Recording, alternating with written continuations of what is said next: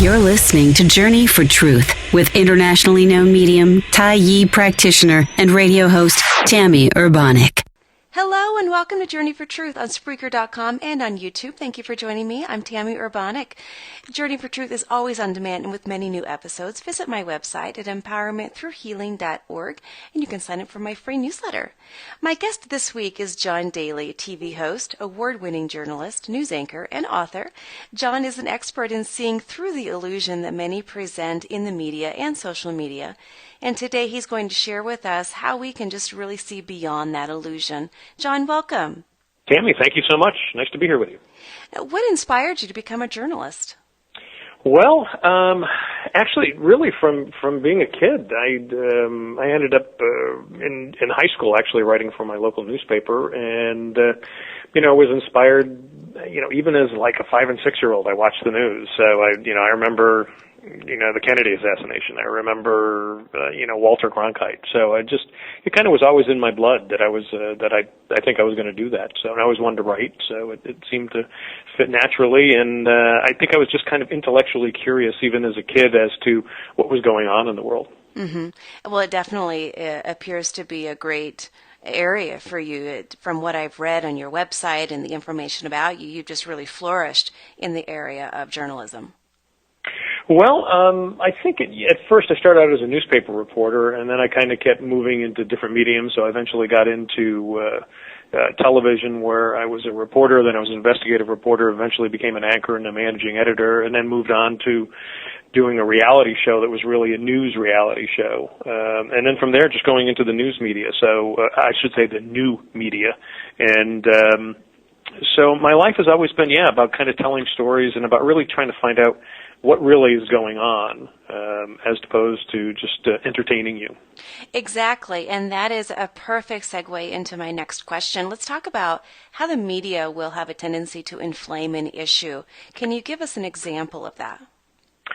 Well, I think you see a lot of it, and I would say that you see a lot of it certainly on the cable news, and I think a lot of it's really associated with the sponsorship base that whatever the publication or the TV station or the network has involved.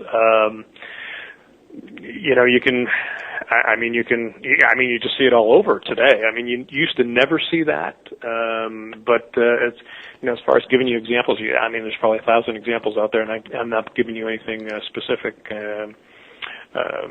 Donald Trump, just as we were going on and recording here, was he just made the announcement that he would bar all Muslims from entering the country. I just saw that as well.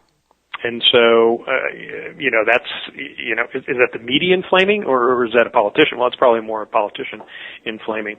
I think you do see it with a lot of the new publications today that are, you can certainly say it about Fox News. You can say that about MSNBC, at least in the past, as far as being very democratically leaning. You see it with the different news sites that are out there that definitely have a slant. So it's out there, and the fact that the new media is just so pervasive that you're going to get that on all different sides. Mm-hmm. Well, let's take the example of the most recent mass shooting in California. How might the media inflame such a horrible tragedy? Well, I think they did it in a couple of different ways, yet at the same time, too, I think at first what they were doing, and what I would give the electronic media really kudos on, is that they're really good as far as breaking news goes. So they give you an idea of something that's going on there, so you at least you get it. You get to see what's happening there, so you can know if it's in your area. You can know if it's something that's actually going to be bothering you, or you're in danger. Mm-hmm. So in that respect, sometimes they can overdo it. They will get it wrong. So that could actually inflame a situation. But at the same time, too, you got to give them a break because there's breaking news there. But I mean, you can, when you got the breakdown of what happened in San Bernardino, once it was known that it was somebody of Arab/Muslim descent, then the Fox Newses, they were out there, already ready to say that this was a terrorist attack, and it turns out it was a terrorist attack. And at the same time, too, the MSNBC was, quickly talking about, this is all about gun violence. This is all about, this is about making sure that, we don't sell weapons. We don't sell weapons with high volume bullet chambers in it. So they both exploited it to the point of we didn't really know what had happened, and it turns out it was kind of a combination of both. And we didn't let things settle before we really found out what was going on. Right. And then they were both jumping on the issues of those two issues, one gun violence, the other, radical Islam infiltrating the United States and ISIS taking over. When really these were two people who had been here the guy had been here a long time and she'd only been here for a year, but we're just finding out now that they had been radicalized for a while, but they kept it undercover. Mm-hmm. So, what were the real issues, or what was the really extent of what's happening here more than anything else? And they've got to get a story out. That's what the media does. Mm-hmm. And sometimes by having to warn us, sometimes they do get the story wrong, or sometimes they get us a story that's off target every now and then. So, at the same time too, there are media, and we got to put up with them. And right. At the same time too, there's ways to use them for yourself, for your own actual information. And one of the things I always try to tell people to do is, you got to look at, where are they coming from? What are their biases? I mean, it's easy to know what the bias of Fox News is. It's easy to know the bias of MSNBC. Exactly. And so once you know what that is, then you can filter through what they're saying. The other thing is to try to get multiple sources. Unfortunately, what we have to do today, what we didn't have to do 20, 30, 40 years ago, was that we could just go to one news source 20, 30, 40 years ago and get what we think would be the news, or we would get what we thought would be the real story. What's happening today is that there's so many news sources that you have to be a journalist yourself, and you've literally got to go and find different sources like you would be a journalist, like you would go and you would get go to as many sources as possible to really get the story before you would air a story or before you would print a story. You got to do the same thing today before you realize to yourself, okay, what's really going on here? Exactly, and I do that a lot when I'll see a headline and I wonder, this sounds fishy. Something's off about this, and so you do some online searching to see if someone else reported something a little bit different. But we have these major news sources, as you mentioned, Fox News, MSNBC, we've CNN.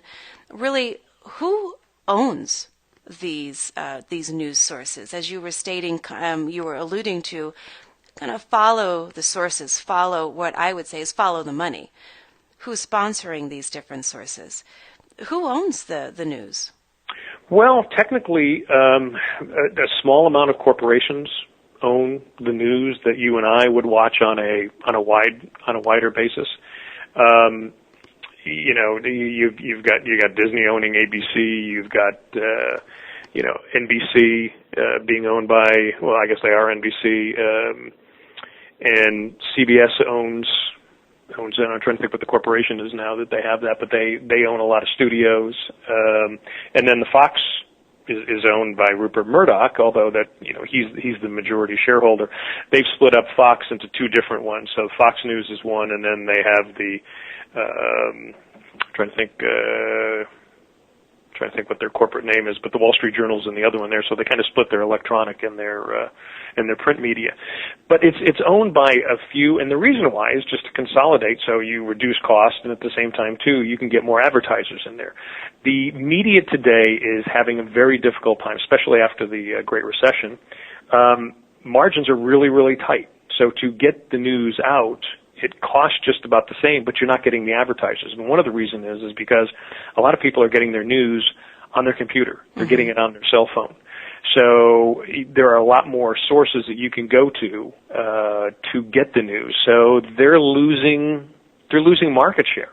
And a lot of them are still old line media companies that are still based on the way you would have done news back in the 1990s and early 2000s. And that's changing now. So there's a lot of newer organizations, new news organizations that are coming up that can actually can actually beat them. The problem is that they're still on cable. They're still on satellite. So you're going to get them, and they're there, and they're locked in for a long time. The other thing is they're locked into taking care of most of the lawmakers. So, I was emceeing an event in Washington, D.C. It was a charity event, and I ended up sitting at a table, and it was all these people from Comcast. Comcast is NBC. And they had 10 lobbyists there. 10 lobbyists sitting at the table. I'm going like, wait, wow. This is just a charity event, but you're there, and when you end up saying, why do you guys need 10 lobbyists? Well, they need it for a number of reasons, and that's just to keep themselves in business, keep the revenues going. And one of the big things is that why do you think we had the Citizens United, the Supreme Court decision? Not that the lobbyists had any effect on the Supreme Court, but certainly the laws that were written directly by them, and there's unfettered amount of dollars that are going into campaigns. Why are they going to campaigns? Because a lot of them go into the media to buy ads. And so the media is not going to talk about, this preponderance of dollars that are coming in that looked like bribery. We're not going to talk about that. No, of course we're not going to talk about that, because that's what feeds them. Now, recently, and I'm backtracking just a little bit because I jumped ahead, with the recent shooting in California, with the recent ISIS attacks in Paris, for example, how are you seeing the media really portray the Syrian refugee issue? I think it's really difficult because I think there is some fear in a lot of Americans here, and we're an isolated country overall for the most part. I mean, we've got two oceans, so I think we've got a real debate, and I don't want to minimize people who are frightened of the fact we're allowing so many immigrants coming in. I understand where they're coming from. On the other hand, I understand the other people who are saying, you know what, this isn't us as Americans. I think it's a great issue, to be honest with you. I think it's a great issue that needs to be discussed, that needs to be talked about. Overall, I think the media is doing a pretty good job of it. I don't think they're leaning one way or another. Again, certain organizations might, just for the simple reason because of their audience. I mean, obviously, Fox News is really dead against, having open immigration, especially for Syrians. And again, I don't think the Democrats are saying, yeah, bring everybody in, bring everybody. I don't think they're saying it either. But I think there's a good intellectual debate here as to what is going on, and we're just going to get more refugees. I mean, the more we bomb over there, the more land we take away from ISIS, guess what? There's going to be more refugees, and at some point they're going to come here. They can't keep going to Europe. They've got to go somewhere else. We want them to go to Saudi Arabia. We want them to go to the UAE. Well, they're not taking them in, and they're their own people. So you've got an issue on hand. There's a security issue here that we've got to worry about. On the other hand, there's a humanitarian issue. Mm-hmm. There definitely is some good discussion about the Syrian refugee issue, and then when I look at social media, there is a lot of fear, as you mentioned, and there is a lot of jumping to as soon as the shooting in California occurred, and fairly soon after Paris, the attacks in Paris occurred, I saw a lot of people jumping on that bandwagon. No refugees here. We should not allow anyone to come in. Or some people were saying that they should have a special badge on their clothing to mark them as a refugee, just like the Jews were forced to do during the Second World War. So a lot of people are jumping on that bandwagon of fear, and I think that sometimes the media really does feed into that, depending on, like you said, which media source it is. Well, and I think at the same time, too, a lot of these media companies are for-profit companies, and they're really smart as far as big data. They know who their audience is, so they're going to feed their audience, and that's how they make money. So, Fox News is going to really feed the fear of these immigrants. And so any story pops up, like the San Bernardino shooting, they're going to go nuts on it. Right. And it's, we have to understand that the media companies are for profit, and they're really more entertainment companies than they are news companies. You've got to be the journalist for yourself. Yeah, I agree. I completely agree. Now, you were arrested. Talk to us about that experience.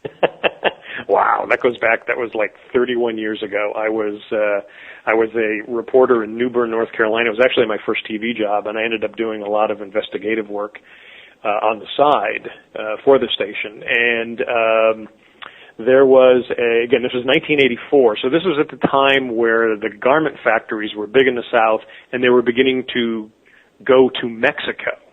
They were going to Mexico. They were leaving and going to Mexico. They weren't going to China. China wasn't even involved in this. And so I happened to get a call from these garment workers, and these were poor women who just, seamstresses. And the guy who owned the garment factory hadn't paid them in 6 weeks. So I went down, did the investigation, found out all this stuff, and he certainly hadn't paid them in 6 weeks. Confronted him, and he wouldn't talk to me. And then he had me arrested for trespassing because I went on his property.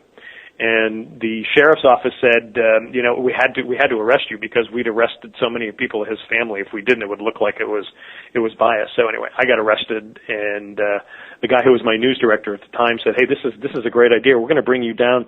Not only we're going to have you booked, but we're going to put it on camera and everything." So they used it, and so somebody said to me, "Wow, you look really nervous on that." And I go, "Yeah, the reason I was nervous was because I hadn't got my license renewed. I was more worried about them saying, well, your license is out of whack here.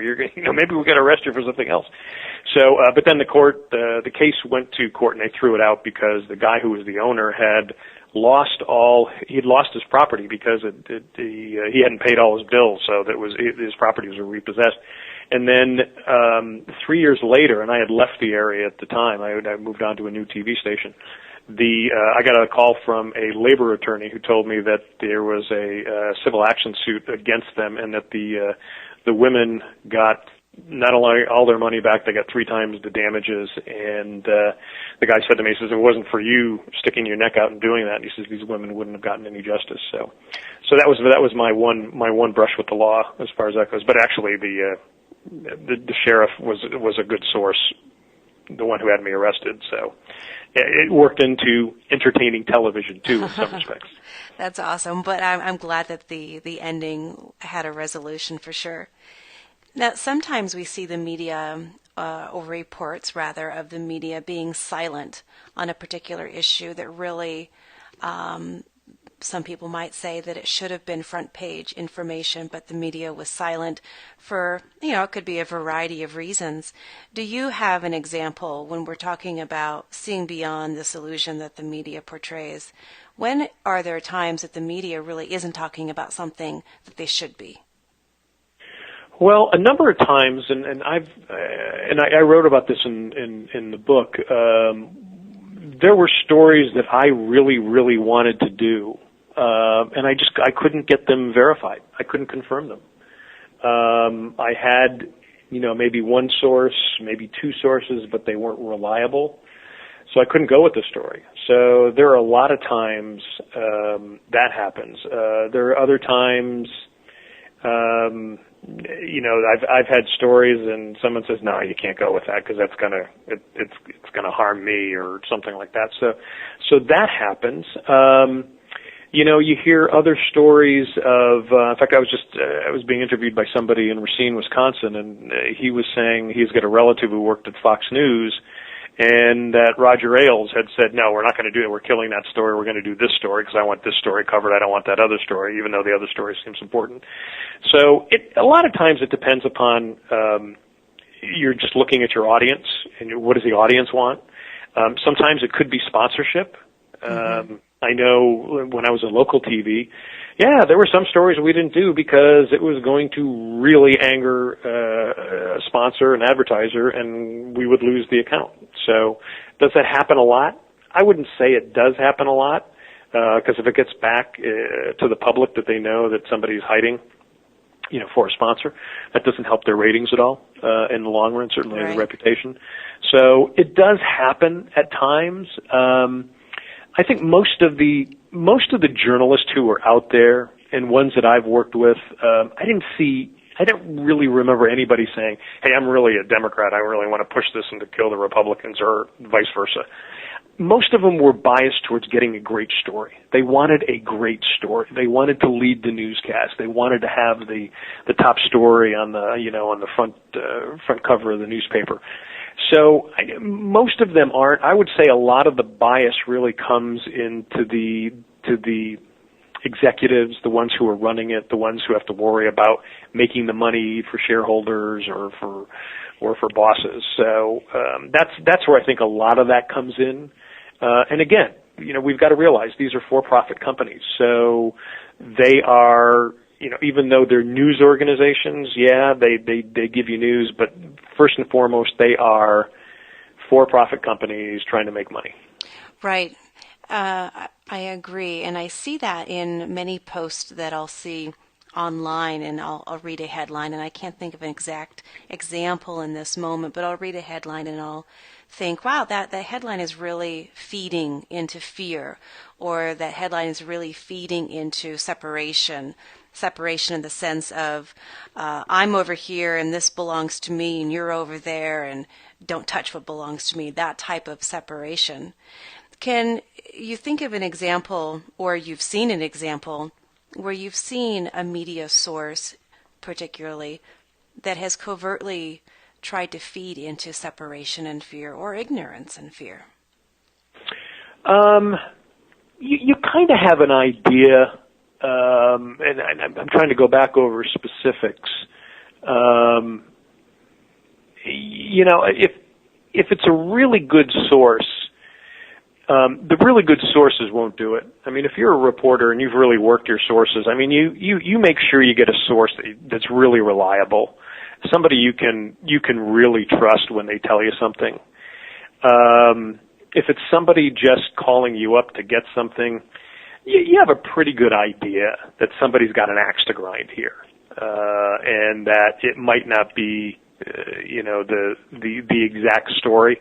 As far as giving you specifics, I'm trying to think of some. I don't really have many off my head, I guess, because there would be so many. There'd probably be dozens of them. So then it just goes back to being a journalist yourself and really using discernment when you're reading these headlines and not finding yourself trapped into following that fear or following that sense of separation. Yeah, I mean, you can look at a lot of different stories and see that, it's like you said earlier, it's follow the money. What is it somebody really wants out of this? And, if it is a good story or it's actually educating, informing, or warning the public, then you're going to go along with it as long as you know that it's true and you feel strongly about it and you verified it enough. But for the most part, I really can't. I can't think of any story I've done where I've gone like, oh, what did I do? Why did I put that story out there? And and I'll give you another good example from when I was in New Bern, North Carolina. There was another garment factory that was closing, or we thought was closing. We got word that it was closing, and so we wanted to go and run the story. And the guy who was the owner said, "Hey, could you not run the story? Because I'm beginning to get funding. This place is going to keep going. No one's going to lose their job. Everything's going to be great. Can you just hold off?" And we held off. And 3 days later, found out he sold the whole thing, closed the whole thing down. Everybody lost their job. He left town. Never heard from him. So, that was one of the few times that I can remember where you really got screwed by someone who was technically a source, and also was obviously the object of the story as well. But for the most part, you err on the side of not running something just because you really got to make sure that it's a real story, and that it's something that isn't going to hurt the community in any way. Now, also, your website has a post about Twitter and how there are fake accounts out there spreading false information for a variety of reasons, I suppose. How can people use discernment about fake accounts on Twitter? Well, I think you can just all you have to do is look at the tweets and seeing what they're doing. You know, what are they trying to get you to do? Are they either trying to get you to buy something? Are they trying to get you into a political frame of mind that is something that you wouldn't go for, or you just realize isn't truthful? I think for the most part, the great thing about social media is you can ignore a lot of them, you can block a lot of them, and primarily that's what I do. I mean, I try to take on as many as possible. For instance, on the Twitter that I use strictly for news, I really just use what I would call reliable news outlets or reliable news people. But for the most part, if it's, you know, someone's just an extremist, either a left-wing or right-wing extremist, for the most part, I just unfollow them there. If they're funny and entertaining, I might watch them on another Twitter site, but I'm not going to watch them on my news site. But I think you can kind of figure out. You have a pretty good idea. I mean, if somebody is being very, I don't know, mysterious as to who they are, I mean, for the most part, yeah, I don't really take them seriously.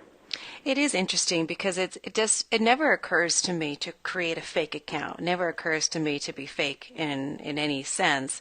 So when I read that, I immediately went to my Twitter account and I started searching. One of the suggestions that you gave in the post was, do they have the original egg icon instead of swapping it out with their profile picture?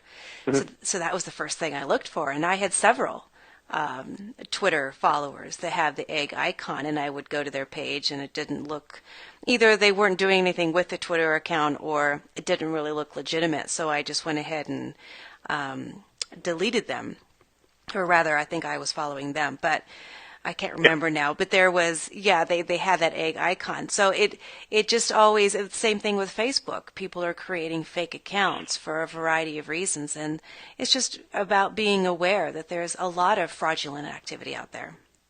Well, there is, and it just depends what they're trying to do. I think that there are criminal types out there, but there are other people out there who are just, you know, they want to be fictitious and they want to have some fun. So, I mean, I have a couple on in my non-news sites, and I don't really know who. In fact, there's a couple of women there, and they've got pictures up. You really can't tell who they are. They don't put their last names, but I get that. And they're not giving out news. They're being funny, or they're, you know, fashion stuff or something like that. So I don't mind that, because I think there's also a security in the sense, especially for women, on social media, to not give away too much information about themselves or to threaten their own security. So in that respect, I'm kind of okay with that. I think you just have to figure out what their message is, and you can usually figure out what these people are trying to do. I agree with you on that part. That's a little different from creating a fake account in order to spread false information. I mean, what you're talking about is more of, I just want to have some fun on Facebook, but I don't want to have all these personal people looking into what I'm doing, and so they create, you know, something a little different intent. So where can people find your information and your book? Well, the book's on Amazon, and you can go to johndaly.tv. It'll go to the exact same website, which is inflamed.com. Excellent. Well, thank you, John, so much for being a guest on my show this week. Tammy, thanks for having me on. Appreciate it. And thank you, listeners, for joining me here as well on Journey for Truth, now on Spreaker.com. Until next time, have a fantastic week.